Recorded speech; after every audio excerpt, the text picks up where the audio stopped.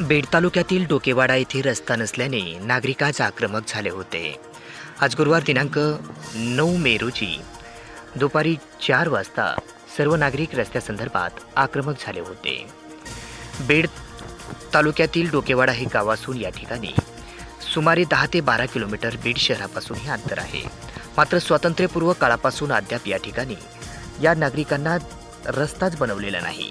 दगड धोंड्यातून रस्ता या डोकेवाडा येथील नागरिकांना पार पाडावा लागत आहे। त्यामुळे या ठिकाणच्या नागरिकांना दर्जेदार रस्ता करून देण्यात यावा या संदर्भात नागरिक आज आक्रमक झाले होते।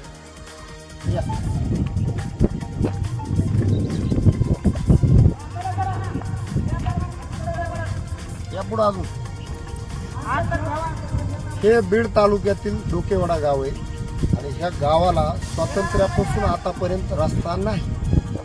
आज 2024 उगवले, स्वातंत्र्याचे 75 वर्ष पार पडले आणि ह्या गावातील लोकांना दगड धोंड्याचा रस्ता पार करून इथपर्यंत यावा लागतो। तुम्हाला आश्चर्याचा धक्का बसल, ह्या गावाची बीड पासूनची जी काही समजा अंतर आहे ते जास्तीत जास्त 10 ते 12 किलोमीटरच्या दरम्यान आहे आणि बीड शहरापासून इतक्या जवळ असलेल्या गावाला आजपर्यंत रस्ता नाही। लोकसभेची निवडणूक काही दिवसावर येऊन ठेपली, या ठिकाणी कोणताही उमेदवार आलेला नाही।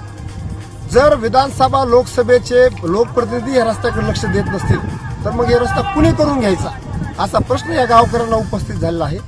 जो तो येतो तो म्हणतो रस्ता होऊन जाईल, मात्र ह्या गावकऱ्यांचा प्रश्न तसाच आहे।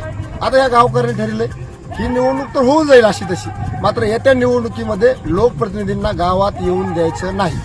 आधी रस्त्याचं बोला, नंतर बाकीचे विषय, अशा प्रकारचा हा निर्णय या सगळ्या युवकांनी घेतला। आता तुम्ही बघू शकता माझ्या आजूबाजूला 100 पेक्षा अधिक युवक इथे उपस्थित राहिले आहेत आणि सगळ्यांचा कळीचा मुद्दा काय तर हा रस्ता केल्याशिवाय ह्या गावात प्रवेश नसणार आहे। सगळ्या लोकप्रतिनिधींना विनंती आहे, इकडे येणार असाल तर रस्त्याचं बोला, अशी या लोकांची मागणी आहे।